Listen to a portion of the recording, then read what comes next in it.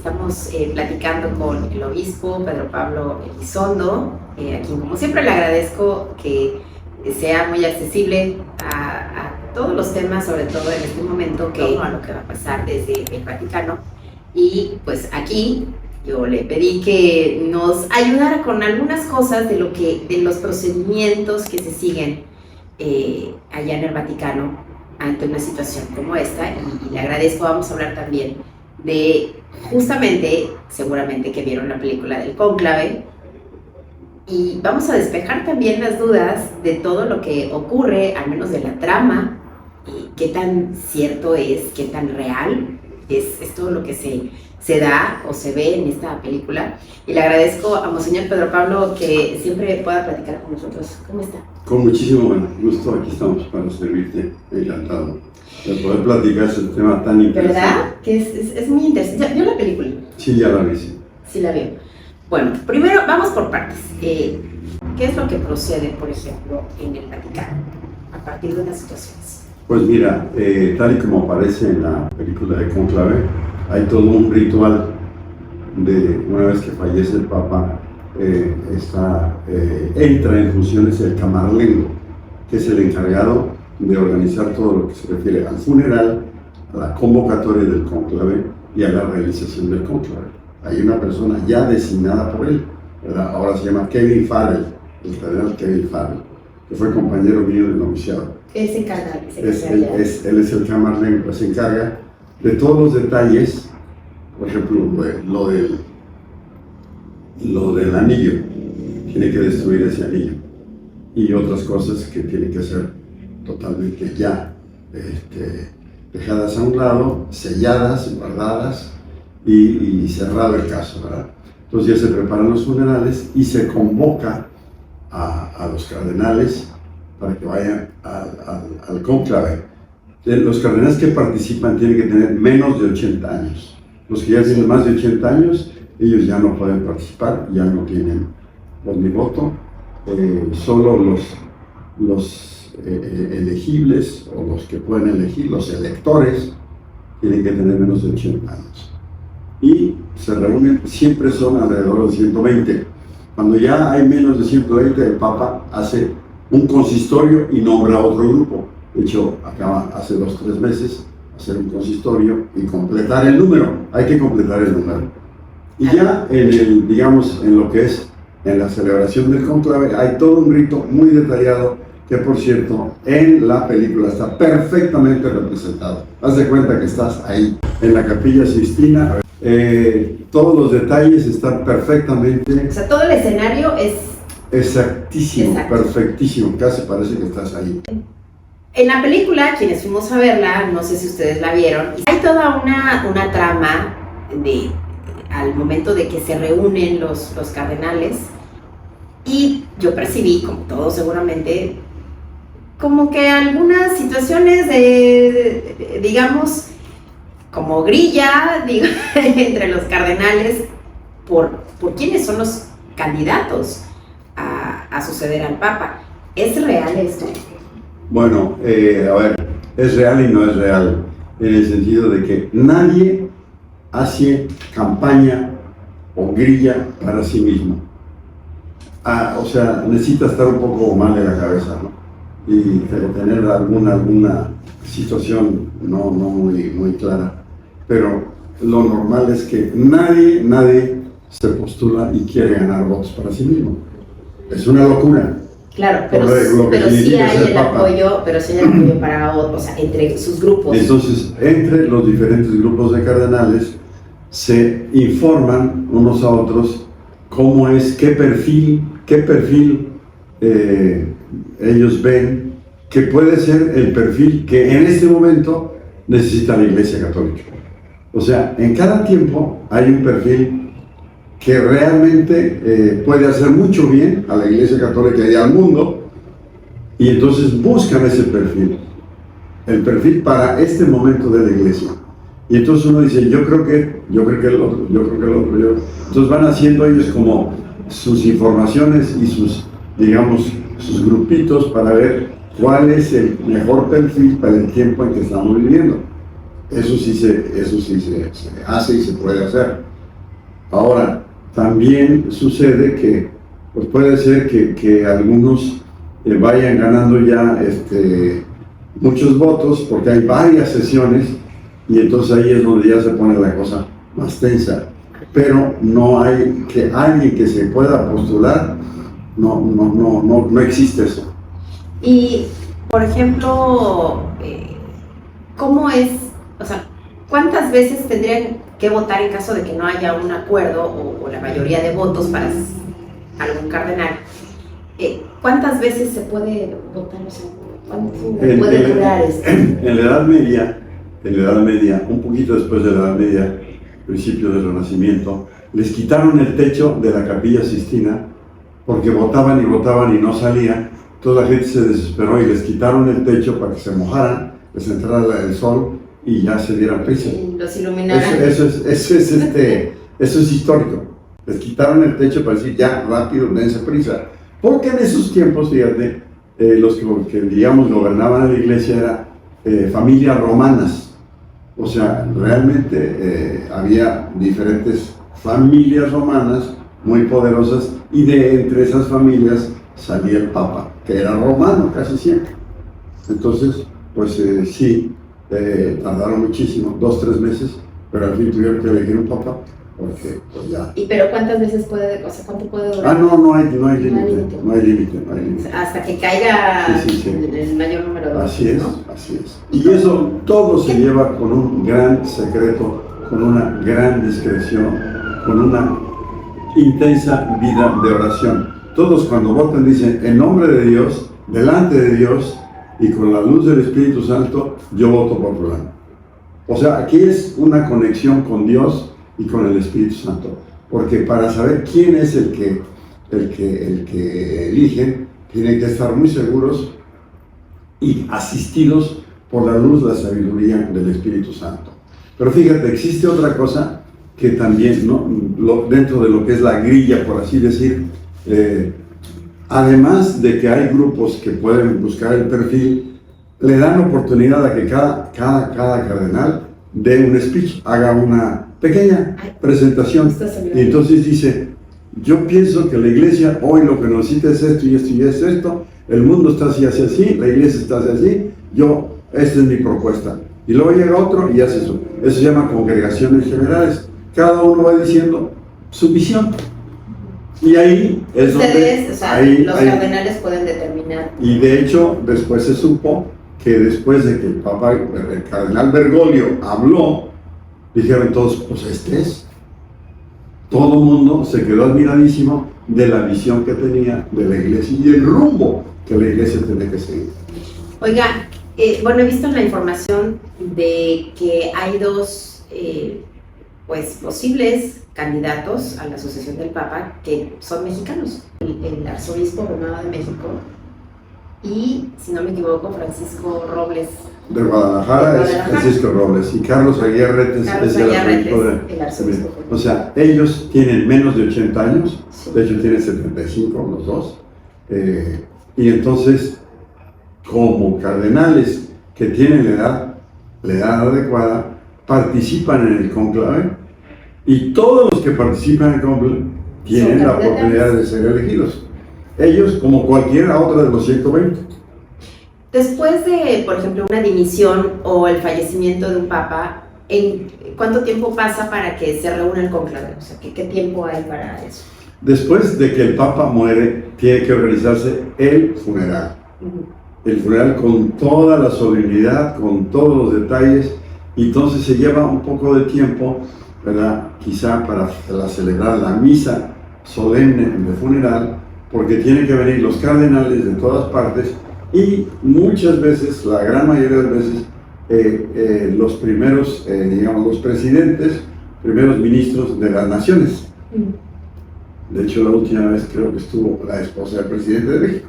Entonces, siempre hay la invitación a todas las personas, o sea, reyes, príncipes de la nobleza, líderes del mundo, y dan tiempo a que todos lleguen y se congreguen, una semana, 15 días máximo, y después de que se hace el funeral, entonces ya se convoca al cónclave, y dan oportunidad de que todos los cardenales se puedan reunir e instalar tranquilamente en el hotelito que se llama Santa Marta, porque tienen que estar ellos recluidos en un hotel sin comunicación en sus cuartos y luego pasar a la sala, a la Capilla Sixtina, sin ninguna comunicación con el exterior. Entonces, para instalar todo eso, pues sí lleva tiempo. Sí lleva su tiempo. A veces, por ejemplo, en el Papa Juan Pablo II fue un mes. Lo eligieron el 22 de octubre y había muerto el 21 de septiembre el Papa Juan Pablo I.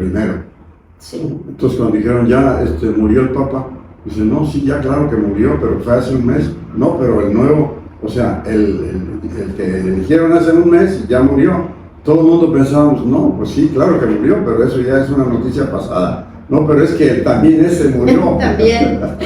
Oiga, un mes se llevó, un mes exacto. ¿Qué otra trama, qué parte de la trama de Cónclave no es real? O sea, alguna cosa que usted diga, no, esto no, tampoco es cierto. No es absolutamente nada cierto que yo como cardenal, ¿verdad? Como el americano que hace su campaña, su estrategia y su jugada, y no solamente se propone o sabe que lo quieren, sino que a ver cómo friego al otro, para que el otro, para bloquear y estorbar al otro, sacarle un trapito sucio, destaparlo del pasado y decir, miren qué malo es él y qué bueno soy yo. Jamás lo haría nadie, porque en primer lugar, pues no pueden hacer eso por la iglesia, ¿no?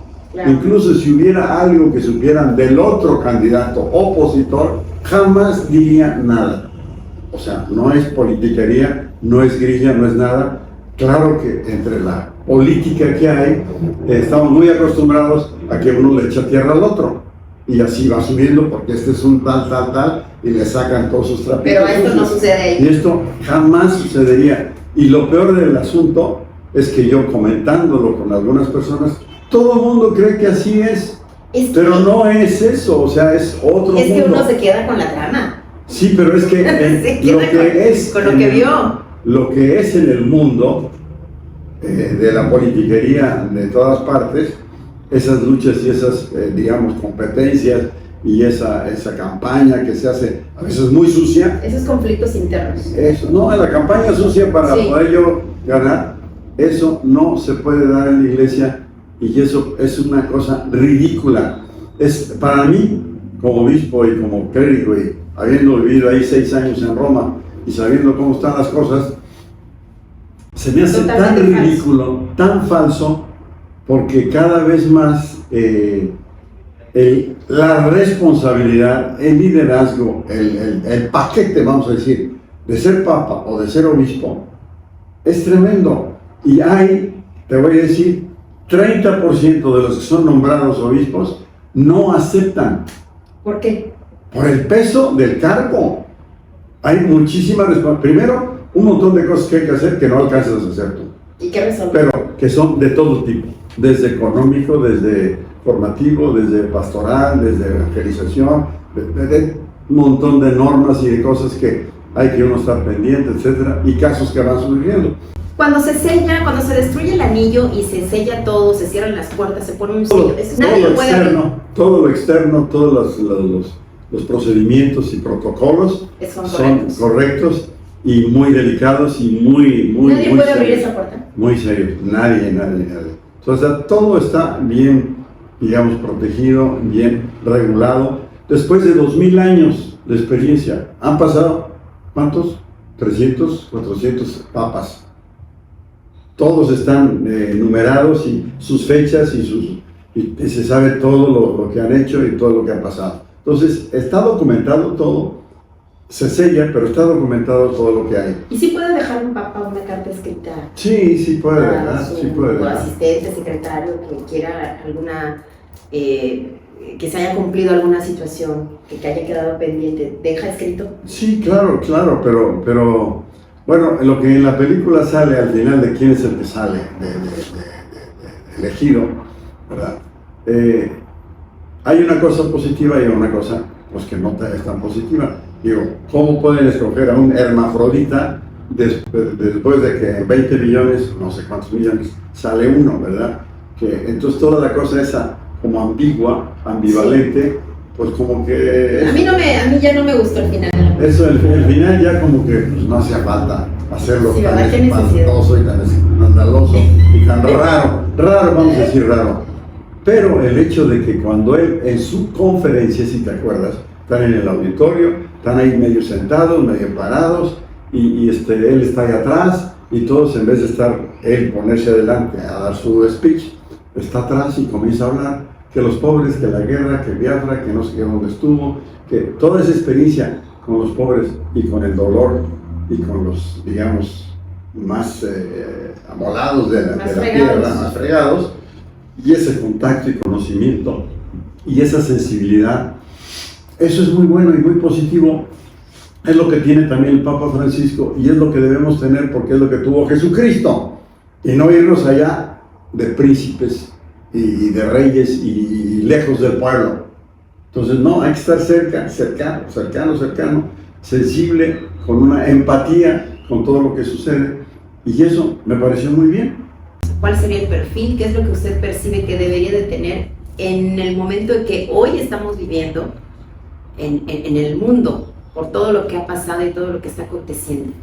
¿Cuál es el perfil idóneo después del Papa Francisco? ¿Saben por qué renunció el Papa Benedicto XVI? Porque el concepto que tenía él del papado y de la iglesia es que la iglesia tiene que ser la conciencia del mundo y tiene que llegar y tocar a los puntos neurálgicos para convertir, para cambiar el mundo. Y él por eso renunció, porque cuando él hablaba ya era muy intelectual y muy lejos del mundo. Y que decía una cosa y la malinterpretaban. Pero él decía lo ortodoxo. Una cosa es lo ortodoxo y otra cosa es lo pastoral. Lo que está lo que está en el mundo y lo que le llega al mundo y lo que necesita el mundo y lo que acepta el mundo. O sea, el arte de acercar el mundo que está muy alejado, el arte de acercarlo poco a poco a Dios nuestro Señor. Eso es la pastoral, ¿no? Y el que está cercano y el que sabe atraer y el que sabe a un tipo que está totalmente perdido.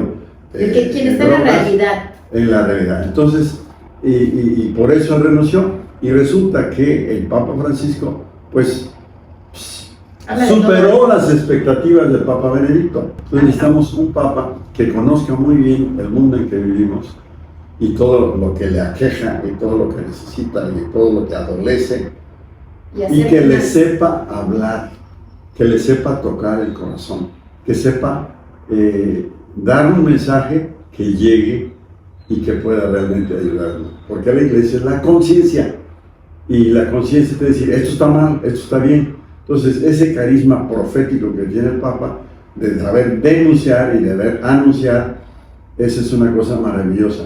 Y alguien que continúe el rumbo que ha marcado el Papa. Lo que importa en la iglesia, en pocas palabras, no es celebrar muchas misas. ¿Qué hace un padre? Pues dice misa. No, un padre tiene que evangelizar, y todos los laicos somos protagonistas de la evangelización. Si este siguiente Papa logra que el mundo de los católicos, los que están bautizados, asuman su responsabilidad de también ellos ser protagonistas y que cambie la mentalidad hoy. ¿Quién es la iglesia? Pues los obispos, los cardenales y el Papa, si acaso las monjas o los curas, pero no, la iglesia somos todos, y todos tenemos el deber, la misión de evangelizar, de predicar el evangelio. Y de acercar más a los... De acercar a toda tu gente a Dios. Entonces, esa participación de los laicos, que ya, el protagonismo no es de los sacerdotes, sino de todos, también los sacerdotes, pero los laicos que están un poquito medio alejadillos o olvidadillos, entren a ser protagonistas de la evangelización. No quiere decir que tú te vas a poner a decir misa o a confesar, ¿verdad? No va a pasarte 10 horas en la iglesia tampoco. No, pero con tu ejemplo, pero sí evangelizar. Pero bueno, aquí ya el obispo ha dejado claro qué es real, qué no es real, y cuáles son los procedimientos certeros al momento de elegir al Papa. Muchas gracias por habernos acompañado. Gracias, Monseñor. Muchas gracias, que Dios les bendiga y que...